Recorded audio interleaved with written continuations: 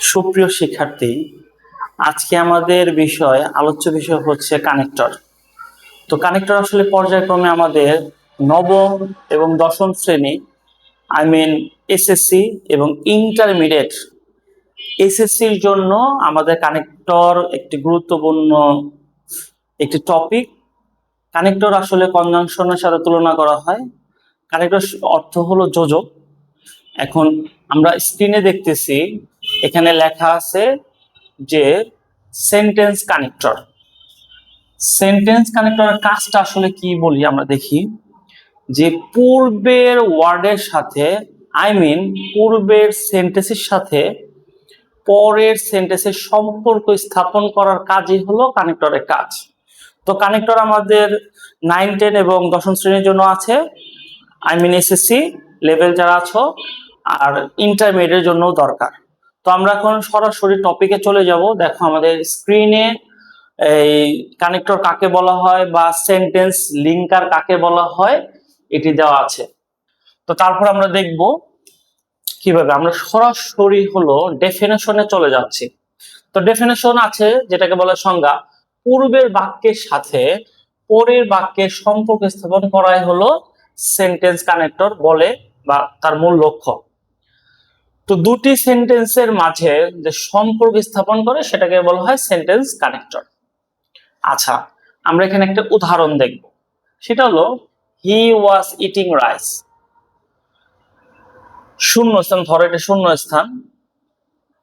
He was talking to his friend, যখন সে খাচ্ছিল তখন তার বন্ধুর সাথে কথা বলতেছিল। তো এখানে দেখো কানেক্টর হিসেবে আমরা দেখতেছি at the time, at the same time, এটা আছে। তো কানেক্টর জিনিসটা কি আমরা একটু ধরতে পারছি। তো নিচে আমরা দেখব আরেকটি সংজ্ঞা, সেটা হলো কনজাংশন। কনজাংশন অথবা লিঙ্কিং ওয়ার্ড যেটাকে বলা হয়, একটি সেন্টেন্সের মাঝে কনজাংশন বসে একটি সেন্টেন্সের মাঝখানে, তো সেটা আমরা দেখব। এবং উক্ত কনজাংশন দুটি ওয়ার্ড, ফ্রেজ বা ক্লোজকে যুক্ত করবে। তো সেখানে দেখব Rakib and Tamim will go there. আচ্ছা, এখন আমরা কনজাংশন এবং সেন্টেন্স লিঙ্কারের মধ্যে পার্থক্য দেখব।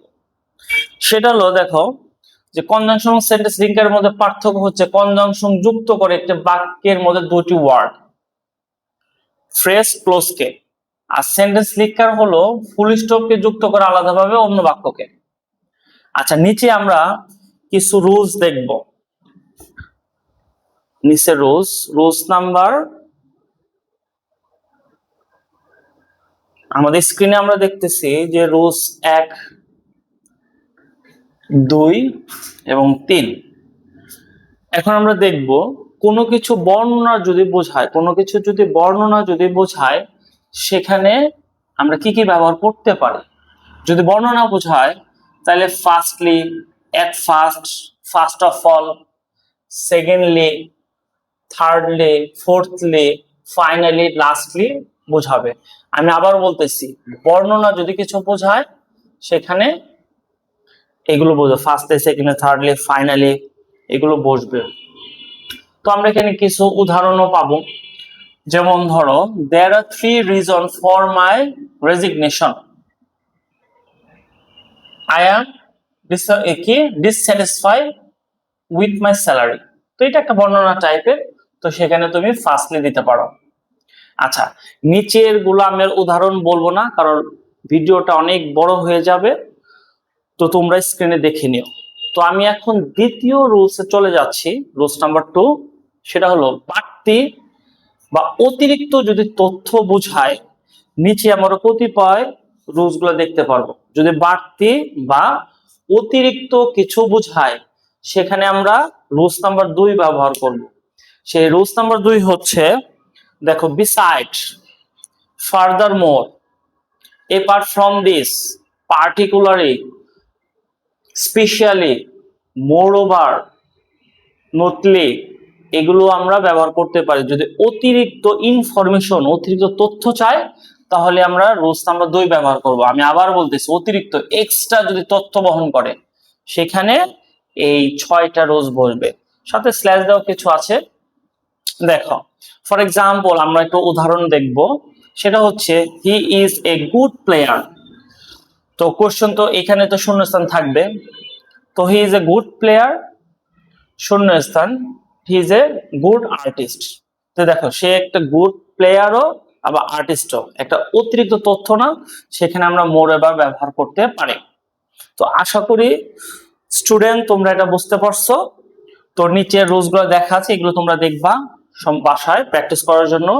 নিচে 3 নাম্বার রুলসটা আমি দেখতেছি, 3 দেখো 3 নাম্বার রুলসে বলছে যে একই সময়ে 2 বা ততোধিক কাজ সম্পন্ন হওয়াতে কি কি কনজাংশন ব্যবহৃত হয় একই সময়। দেখো একই সময়ে যদি 2 বা ততোধিক কাজ সম্পন্ন হয়, সেখানে আমরা রুলস নাম্বার 3 ব্যবহার করব। দেখো এট দ্য সেম টাইম, একই সময়, এট দ্যাট টাইম সেই সময়, অল দ্য সেম একই কথা, ম্যানুয়াল ইতিমধ্যে, অ্যাজ যখন, সিন্স মানে যখন। যখন আমরা একই সময় একাধিক কাজ সম্পূর্ণ হবে, যেমন এখন তোমরা আমার লেকচার শুনতেছো, সেই একই সাথে ডিজিটাল বোর্ড দিকে তাকিয়ে আছো, তো সেখানে তুমি এগুলো ব্যবহার করতে পারবা। একই সময় যখন 2-3 কাজ সম্পূর্ণ হবে তখন ব্যবহার করবা। যেমন ধরো he was eating rice, he was talking to his friend. দেখো একই সময় 2টি কাজ সম্পূর্ণ হচ্ছে, তো সেখানে এই রুলসগুলো তুমি বসাতে পারবা। তারপর ইংলিশে কিছু বাংলা আছে, তারতম্য আছে, সেগুলো তোমার বুঝে বুঝে দিতে হবে। এখন আমরা দেখব 4 নাম্বার রুলস। 4 নাম্বার রুলসে কি আছে আমরা দেখব। 4 নাম্বার রুলস হলো যেহেতু বা কারণ প্রকাশ করতে, যেহেতু বা কারণ প্রকাশ করতে মানে কজ, কারণ প্রকাশ করতে, কোনো একটা কাজ কেন হলো, কি কারণে হলো, সেগুলো প্রকাশ করার জন্য আমরা সিন্স, অ্যাজ এগুলো ব্যবহার করব। সিন্স, অ্যাজ, বিকজ এগুলো ব্যবহার করব। আই মিন তোমরা যখন কনজাংশন করবা একটি কাজ কিভাবে সম্পূর্ণ হলো, কারণ কি, কেন হলো, সেগুলোর জন্য আমাদের 4 নাম্বার রুলস আমরা শিখব। তো নিচে উদাহরণ আছে, যেমন দেখো he could not go to college, he was sick, সে কোনো একটা কারণে কলেজে যেতে পারেনি। কেন যেতে পারেনি? সিক। তো এখানে আমি মনে করি এখানে বিকজ বসবে, কারণ বোঝানোর জন্য এই 4 নাম্বার রুলস তোমরা দিতে পারো পরীক্ষার খাতায় বা বাসায় প্র্যাকটিসের জন্য। আচ্ছা, আমরা এখন দ্বিতীয় স্ল্যাশে যাব। 5 নাম্বার রুলস। তো 5 নাম্বার রুলস আমরা যেটা দেখব, দেখো সম্পূর্ণ বিপরীত ধারণা, সম্পূর্ণ বিপরীত ধারণা একদম করব, হয়তো বা স্ক্রিনে দেখা যাচ্ছে না।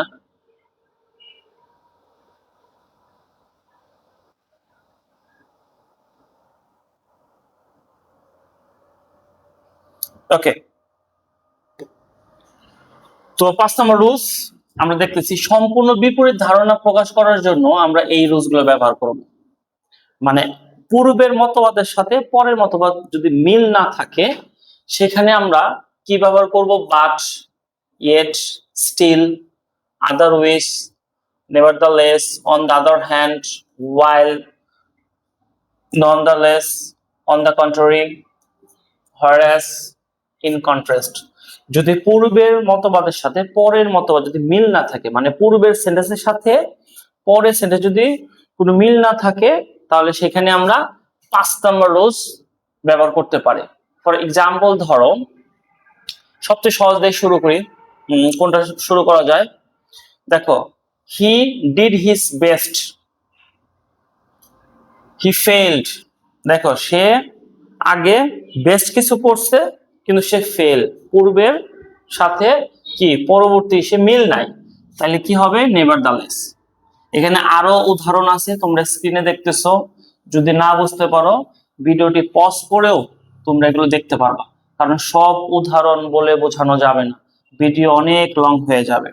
তো যাই হোক, আমরা এখন এই রুলস নাম্বার 6 চলে যাব। এখানে সেটা হলো প্রকৃত কারণ উদ্ঘাটন করতে আমরা এই 6 নম্বর রুলস ব্যবহার করব। প্রকৃত কারণ প্রকৃত কারণ, একদম জেনুইনলি কারণ, জেনুইনলি কি কারণ, সেই ক্ষেত্রে আমরা রুল 6 ব্যবহার করব। যেমন ইনফ্যাক্ট, ইনডিড, এই কি, naturally, actually, after all, as a matter of fact, প্রকৃত কারণ, একদম অথেন্টিক, সেখানে রুলস নাম্বার 6 ব্যবহৃত হবে। ইনফ্যাক্ট মানে প্রকৃতপক্ষে, ইনডিড মানে প্রকৃতপক্ষে, ন্যাচারালি স্বাভাবিকভাবে, অ্যাকচুয়ালি প্রকৃতপক্ষে, আফটার অল সর্বোপরি, as the matter of fact প্রকৃতপক্ষে। তো একদম প্রকৃত উৎখাটনের ক্ষেত্রে আমরা রুল নাম্বার 6 ব্যবহৃত করব। এখানে একটা উদাহরণ দেখাই আমি। যেমন ধরো, I use to live in France, আমি ও ফ্রান্সে থাকে। It is not far from where you are going, দেখো এখানে উৎপত্তি বোঝানো হয়েছে, সেজন্য ইনফ্যাক্ট চলে আসছে। আরেকটা বলি উদাহরণ, can I call you back later, আমি কি তোমাকে কল ব্যাক করতে পারি, কোশ্চেন আছে। I am very busy at this moment, তাই উৎপত্তি বোঝাইছে, কোনো যদি একদম অথেন্টিক কারণ বোঝায়, উদ্ঘাটন বোঝায়, সেখানে অ্যাকচুয়ালি দিব। তো আমরা নিচে 7 নাম্বার রুলসটা দেখব।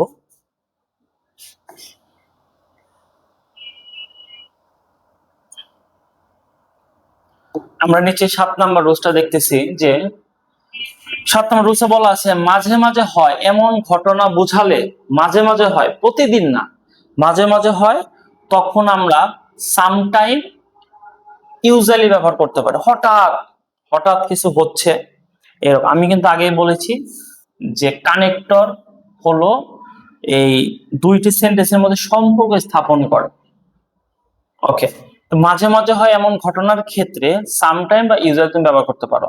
যেমন ধরো, I go there, I go দেয়ার, মাঝে মাঝে, এভরিডে না, তাহলে কি বলবে, সামটাইম বলবে। We arrive there at 2 PM, হঠাৎ, তাহলে ইউজুয়ালি বলবে। আচ্ছা, এই রুলসটা অনেকই ছোট ছিল। এখন আমরা 8 নাম্বার রুলস দেখব। 8 নাম্বার রুলস হলো সেটা, দেখো, নিশ্চিত কিছু নিশ্চিত করে বলার ক্ষেত্রে, নিশ্চিত, একদম নিশ্চিত হয়ে বলতেছে, শিওরলি বলতেছে, সেখানে আমরা 8 নাম্বার ইউজটা ব্যবহার করতে পারি।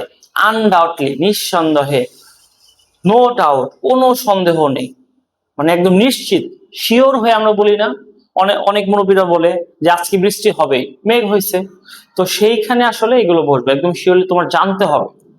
তো দেখো, he is a good person, you can believe him, you can believe him. দেখো এখানে কিন্তু একটা ডেটা দেওয়া আছে যে সে হলো ভালো একদম পারসন, তুমি তাকে বিশ্বাস করতে পারো, এখানে কি, সে একদম সুনিশ্চিত, তো সেখানে কি বসবে, আনডাউটলি।